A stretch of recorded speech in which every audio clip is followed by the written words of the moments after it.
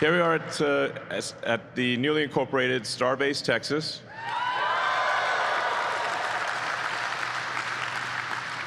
This is the first new city made in America in, I think, quite a few decades.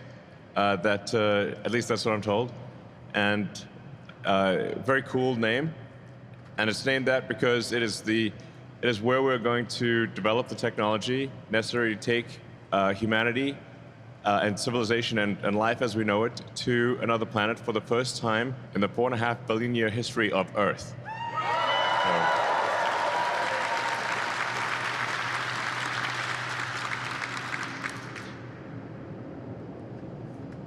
So go with this little video here. This is how it started off, with basically nothing. So Starbase started off as basically a sandbar with nothing. Even those little things we built, obviously.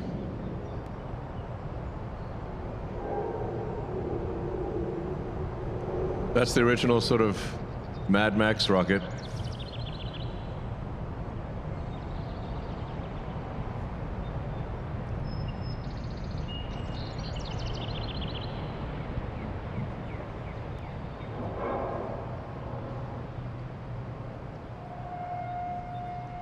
This is where you discover lighting is very important for that Mad Max rocket.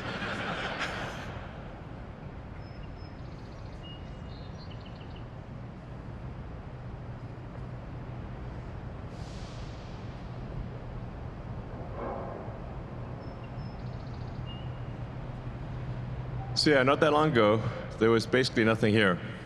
And in the space of about 5 or 6 years, thanks to the incredible work of the SpaceX team, we've built a small city. And we've built 2 gigantic launch pads and a gigantic rocket factory for a gigantic rocket. And the cool thing is, for anyone out there who's watching this, you can actually come and visit because our entire production facility and launch site are on a public highway. So anyone who comes to South Texas can come and see the rocket pretty close up and see the factory. And so anyone who's interested in seeing the largest flying object on Earth can come here anytime they want and just drive down the public highway and see it, which is pretty cool. So then we progress to where we are now, Starbase 2025.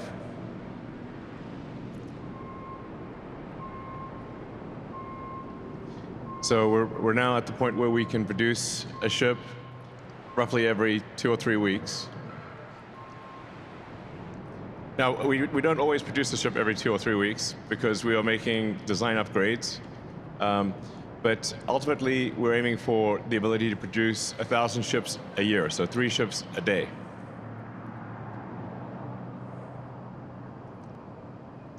So that's where things are now. I'm standing in that building.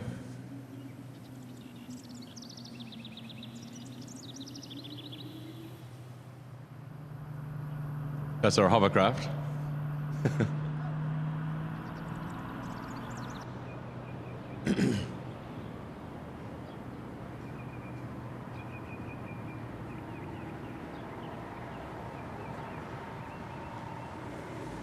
We're driving a booster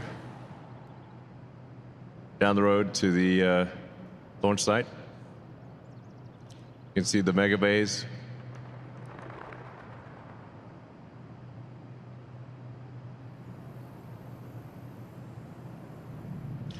And as I said, what's cool, the cool thing for those out there watching this video is that you can actually just literally come here, drive down the road and see it, which is the first time in history that that's been possible.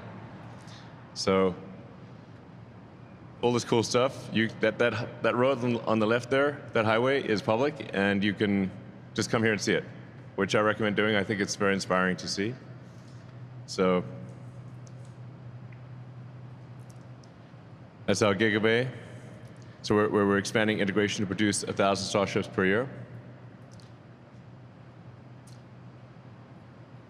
Well, yeah, that hasn't been built yet, but we're building it.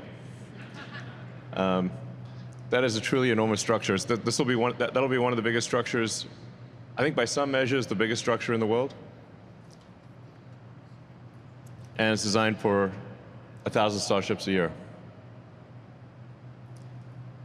We're also building a gigabay in Florida, so we'll have 2 facilities, one in Texas and one in Florida. It's actually difficult to gauge the size of these buildings because you need a kind of human for scale. When you see how tiny a human is next to that building, you realize just how enormous it is. So when we look at our build comparison vehicles per year, so you look at Boeing and Airbus making airplanes, Starship will be making, at some point, probably as many Starships for Mars as Boeing and Airbus make commercial airplanes. So this is really at a scale, enormous scale. And each Starship will have a capability. Each Starship is bigger than a 747 or an A380. Like, it's truly enormous. And then in terms of Starlink satellites, the version 3 satellites, making on the order of 5,000 a year, maybe at some point closer to 10,000 a year. And those Starlink V3 satellites are each the size of roughly a 737. They're pretty big. That compares to the B-24 bomber in World War II. Now, it's still small compared to Tesla. And Tesla will probably be doing, double or triple that volume in the future. So it just puts things into perspective that it is actually possible to build a vast number of interplanetary starships. And even when you can compare things on the tonnage standpoint, Tesla is still, and other car companies are still building far more complex manufactured tonnage than SpaceX, which just really is a way of saying that it's very achievable. Like these numbers, while they are insanely high by traditional space standards, are achievable by humans because they have been achieved in other industries.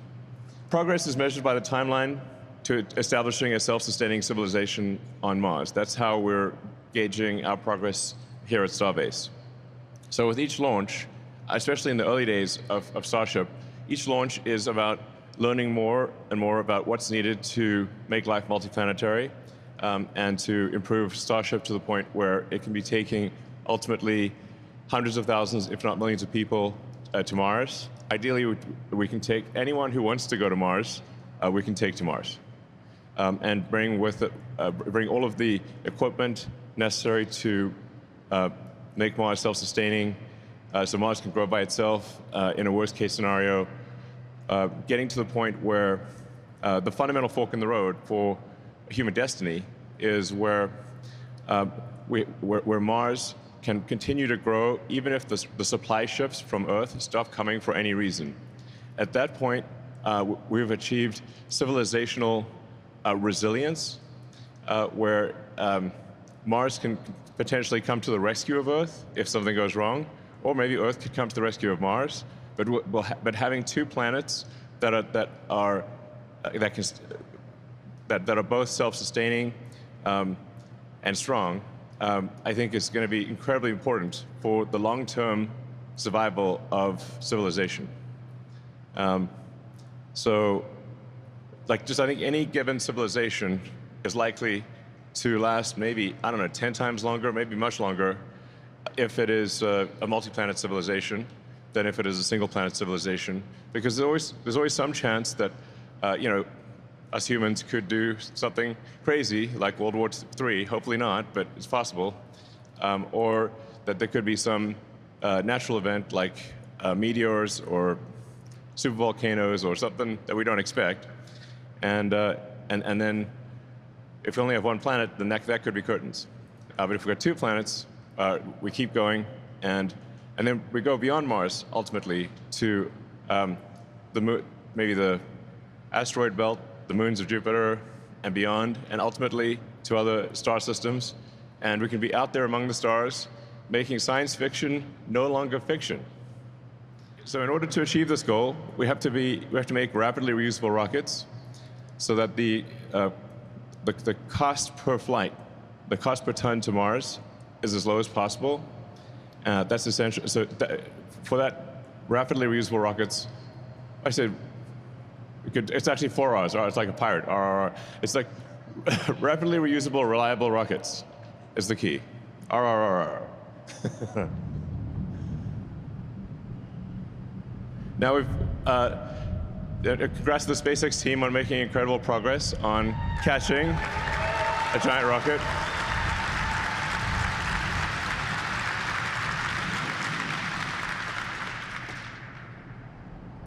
So it's really mind-blowing that the SpaceX team has been able to catch the largest flying object ever made multiple times,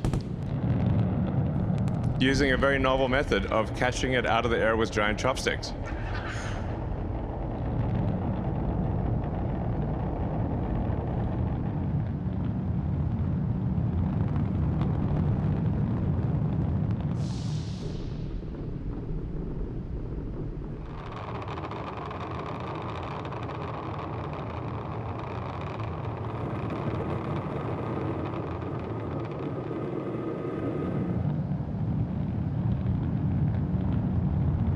I mean, have you ever seen that before?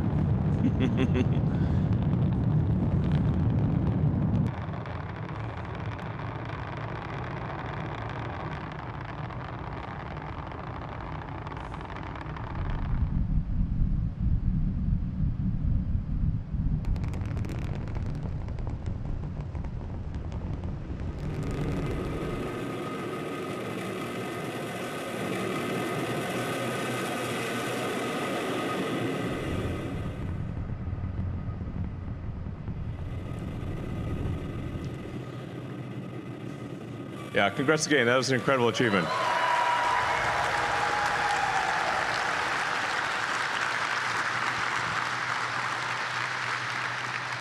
So the reason we are catching it in this way, which has never been done before, is in order to achieve the rapidly reusable portion of in order to make the rocket rapidly reusable. So if the super heavy booster, which is gigantic, it's like 30 feet in diameter. If it were to land with landing legs on a landing pad, we would then have to pick it up, stow the legs, and put it back in the launch pad. And it's quite difficult to transport such a large thing. But if we catch it with the same tower it's used to put it in the launch mount to begin with, that is the best case outcome for rapid reuse. So it literally gets caught by the same arms that placed it in the launch ring, and then it is placed back in the launch ring immediately. So in principle, the Super Heavy booster can be reflown within an hour of landing. So it comes back in about 5 or 6 minutes, one way or another, and then it gets caught by the tower arms, placed back in the launch mount, and then you can refill propellant in about 30 to 40 minutes, and place a ship on top of it, and in principle, refly the entire booster every hour. Maybe every 2 hours to give it a little bit of extra time. But let's just say it's in the limit of rapid reuse.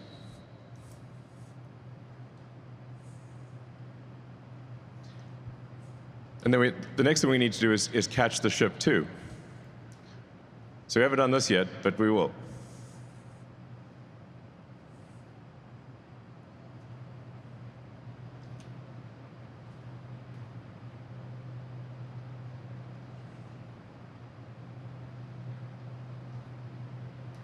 So that's what we hope to demonstrate later this year, maybe as soon as 2 or 3 months from now. And then the ship would be placed on top of the booster, and then again refilled with propellant and flown again. With the ship, it takes a bit longer because it's got to orbit Earth a few times until the ground track comes back over the launch pad. But the ship is also intended to be reflown multiple times per day. This is the new Raptor 3, which is an awesome engine. Big hand to the Raptor team for this. This is very exciting.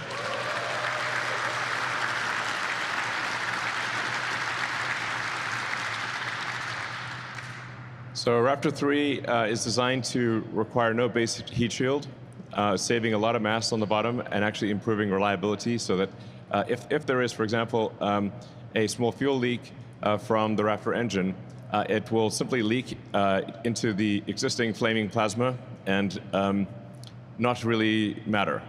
Whereas a fuel leak, when the engines are contained in a box, is a very scary thing indeed.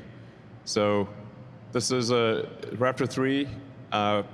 It'll take it probably a few kicks at the can, but it is a massive increase in payload capability, in engine efficiency, and in reliability. So this is really a revolutionary engine. Raptor 3 is really, I'd say, kind of alien technology rocket engine.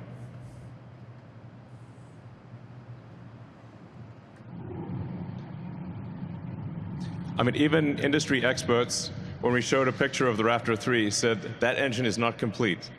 So then we said, well, here's the engine not complete, firing at a level of efficiency that has never been achieved before. So,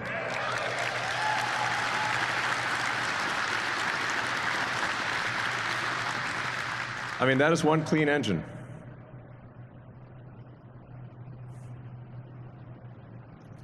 So in order to make the engine like that, we had to simplify so many parts of the design, incorporate secondary fluid circuits and electronics in the structure of the engine itself. So everything is contained and protected. It is a marvel of engineering, frankly.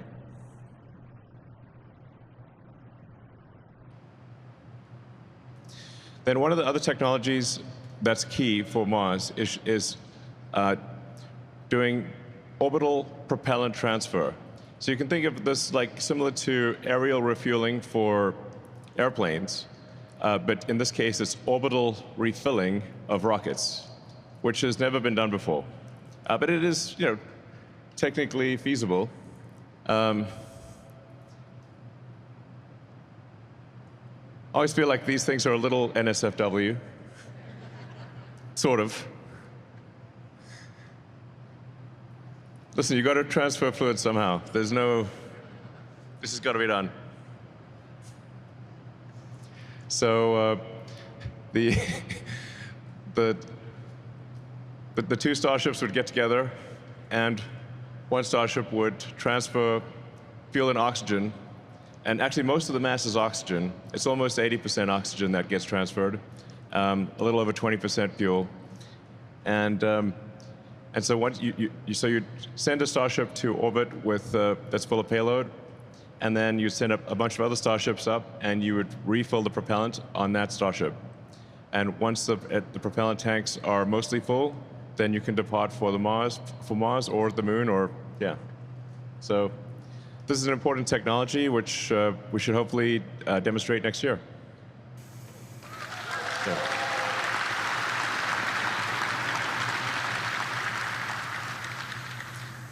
So then with one of the toughest problems to solve is the reusable heat shield.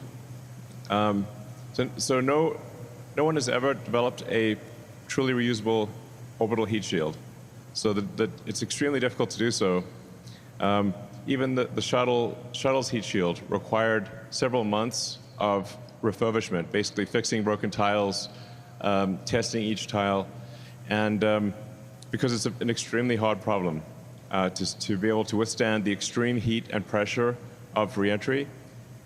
And the only things that can really withstand this level of heat are advanced sort of ceramics,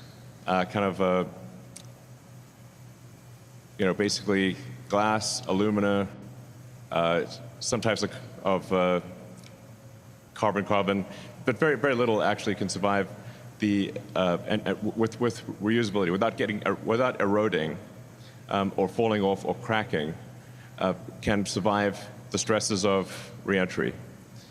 So this will be the first time that it's done, that a reusable orbital heat shield is developed. And it needs to be obviously extremely reliable. So this will be something that we'll be working on for a few years, I think, to keep honing the heat shield. It is an achievable thing, so we're not trying to do something that isn't achievable. It is within the realm of physics to get this done, just an extraordinarily difficult thing to get done.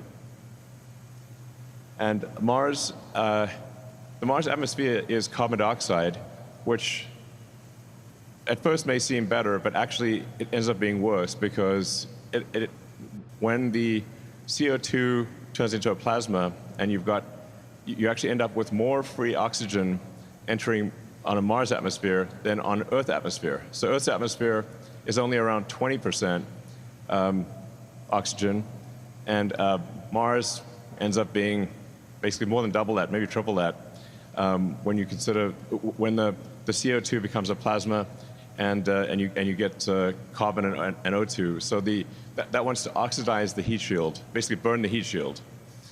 So that's why we tested very rigorously in a CO2 atmosphere, because it's got to work not just for Earth, but also for Mars. And we want to use the same heat shield for Earth that we use for Mars, because there are many other factors with the heat shield, such as making sure the tiles don't crack or fall off or anything like that.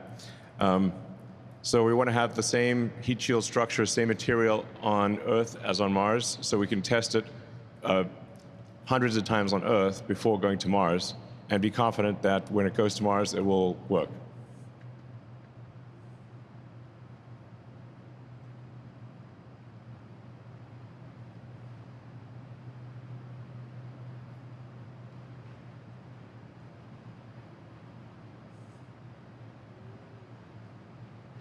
So we're developing some next-generation Starships, which have a number of improvements versus our current gen. So it's taller, for example,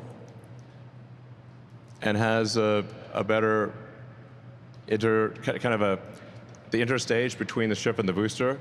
You can see that sort of the sort of struts there. That makes it easier for the flame.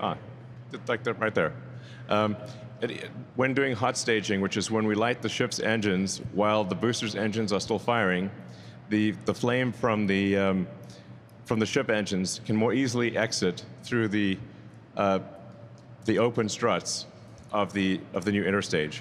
And in this case, we'll bring the struts interstage back with us instead of throwing it away.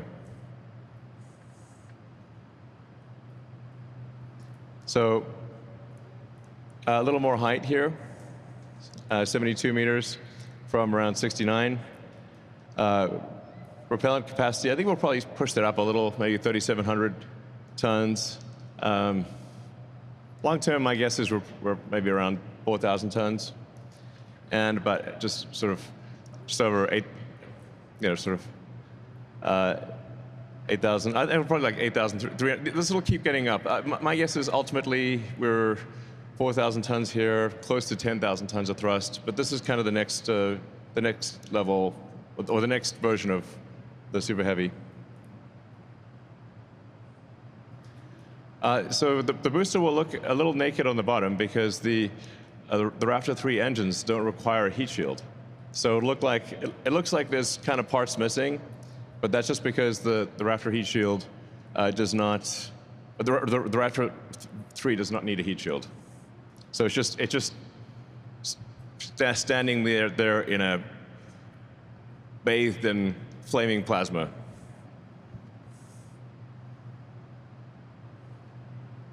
But it's a lot lighter. Yep. Integrated hot stage. I think it looks amazing. And then the ship's a little longer, a little more capable. Moving to 1,550 tons of propellant capacity. And my guess is this probably ends up 20% more than this long term. Yeah. You can see the the heat shield is sleeker, so much smoother boundaries. As the boundary of the heat shield going to the leeward side is very smooth. No more jagged tiles. I think it looks very sleek.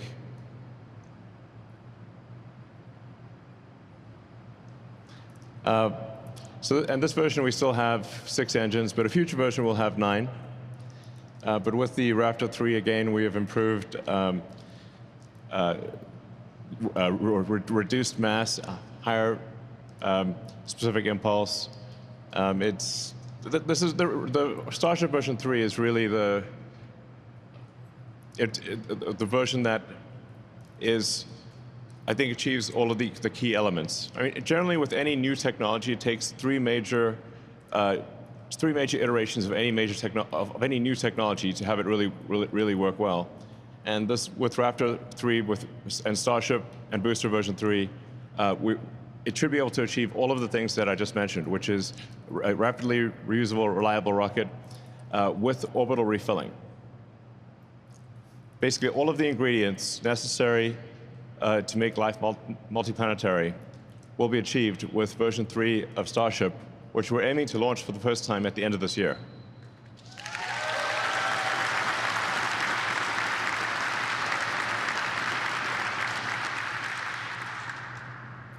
Yeah, so you can see this is kind of where things are on the left, where things will be end of this year in the middle, and as I was saying, kind of where things will be probably long term. Yeah, 142 meters. So, but the one in the middle will be fully capable of doing Mars, and thereafter it'll be a lot of performance improvements, and as has been the case with Falcon 9, we always end up making the rocket longer and increasing payload. So that's the game plan. Pretty straightforward, but it's important to emphasize, even with the rocket that we'll be launching just at the end of this year, it will be capable of making life multiplanetary, and thereafter it's just about continuing to hone the efficiency and capability of the rocket and reduce the cost per ton and reduce the cost per person to Mars.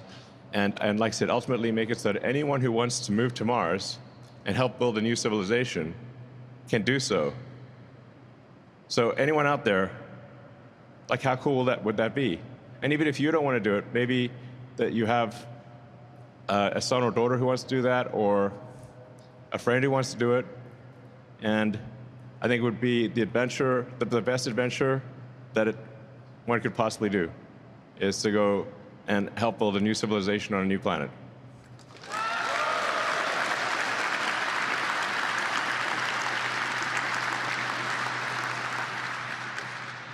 So yeah, ultimately we'll have 42 engines, which it was inevitable. As the prophecy foretold by the great prophet Douglas Adams in his book, The Hitchhiker's Guide to the Galaxy, the answer to the meaning of life is 42.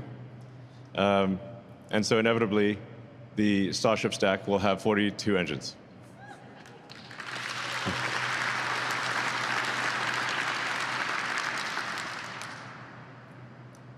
And in terms of payload to orbit, what's remarkable is that it's 200 tons of, Starship will have 200 tons payload to orbit with full reusability. So this is twice the capability of the Saturn V moon rocket. The Saturn V moon rocket was fully expendable. Starship is fully reusable, but will have twice the payload to orbit of the next biggest rocket that made it to orbit, which is the Saturn V. In fact, without reusability, Starship would have about 400 tons of payload to orbit. So this is a very big rocket, is what I'm saying. So, but you need a big rocket, to make life multiplanetary. And then along the way, we could do very cool things like have a moon base, like Moon Base Alpha. Like long ago, there was a TV show about Moonbase Alpha. You couldn't think about the physics of that too much because apparently like the moon base was like drifting away from Earth. Anyway, we should have a Moonbase Alpha, which is the next step after the Apollo program would be to have a base on the moon. So you could have a gigantic science station doing research about the nature of the universe on the moon. Would be very cool. So in terms of when can you go to Mars? So you can go to Mars every 2 years or every 26 months. So the next Mars opportunity is at the end of next year in about 18 months. So November, December is the next Mars opportunity. So we'll try to make that opportunity if we get lucky. I think we'll probably have a 50-50 chance right now because we've got to figure out orbital refilling in order to have enough capability to go to Mars. But if we achieve orbital refilling in time, then we will launch the first uncrewed Starship to Mars at the end of next year.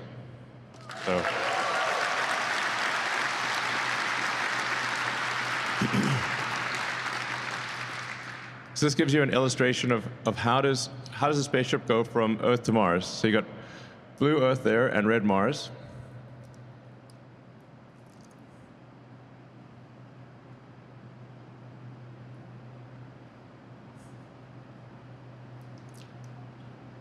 And I mean, the actual distance traveled on the Ark is close to like 1,000 times further than the moon.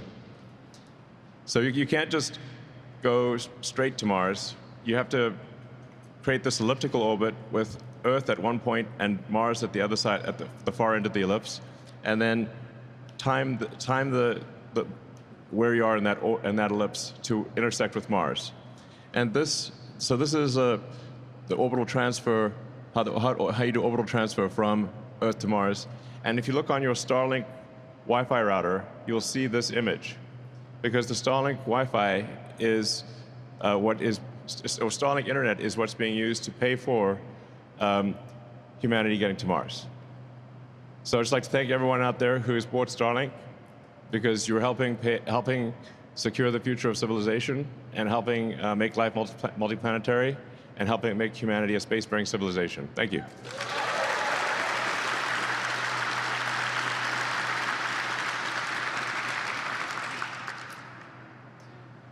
So this is a tentative game plan here, where we're hoping to achieve,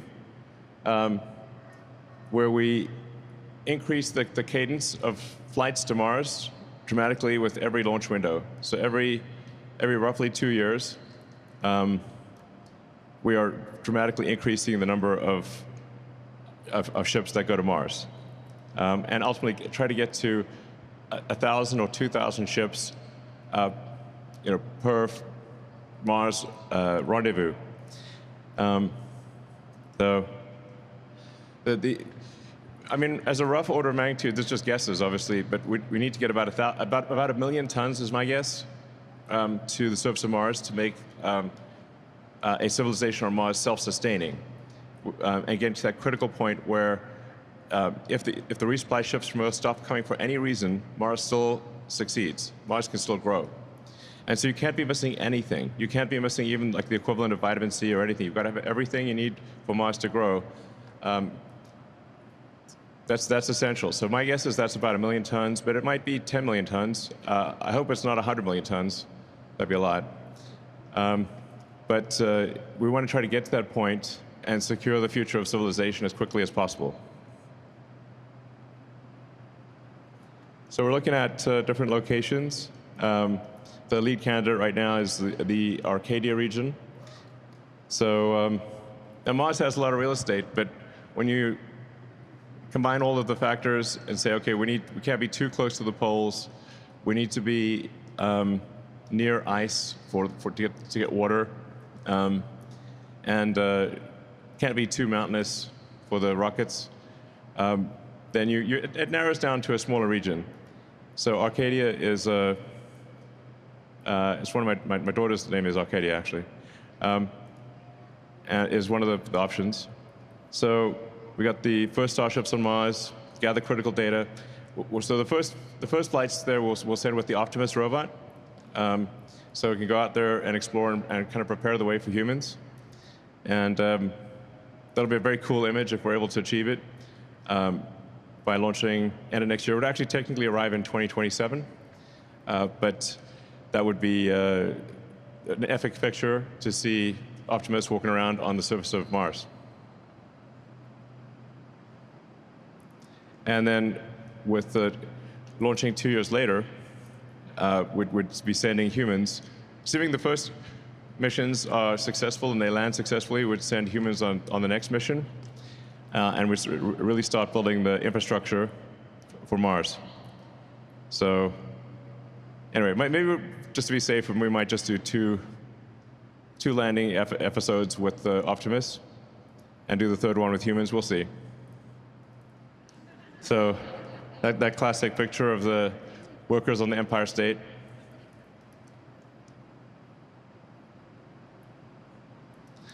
And then for communications on Mars, we'll be using a version of Starlink to provide internet on Mars.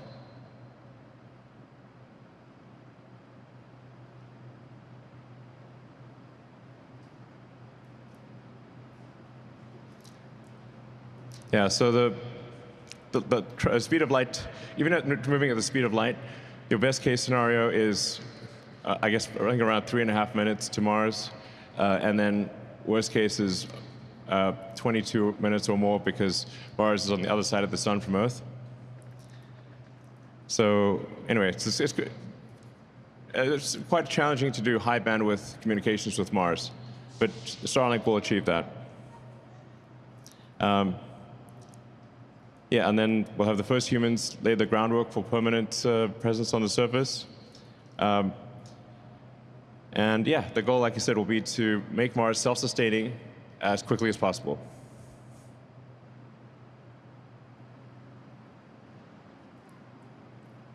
So it's just a sort of rough idea of what things will be like with the first city on Mars.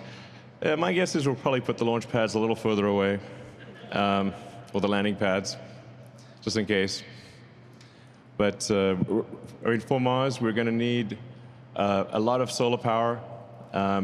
Will be, since you can't really walk around on the surface of Mars, at least as yet, until Mars is terraformed to be like Earth. You need to walk around with a Mars suit and be, initially in kind of like glass domes. But it would work, and eventually we can make Mars into an Earth-like planet. And we want to get to the point where we're transferring over 1 million tons at every Mars transfer window. And then that's like a serious civilization. A megaton per transfer window.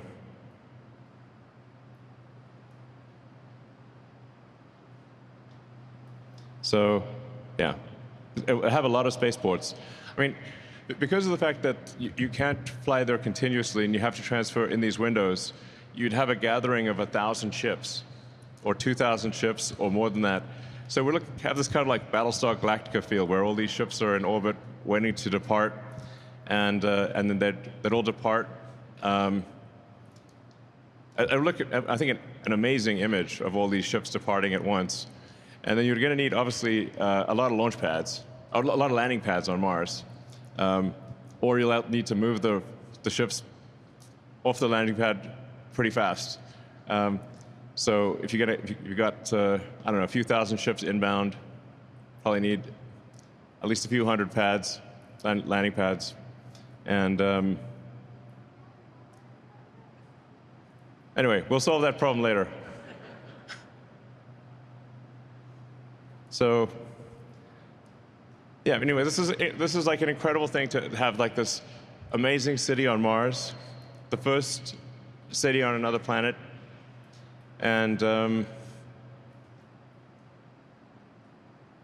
new world. And it's also an opportunity to, I think, for the Martians to rethink how they want civilization to be. So you can maybe rethink, like, what kind of form of government do you want? What new rules do you want to have? There's a lot of freedom and opportunity in Mars to do a recompile on civilization, which will be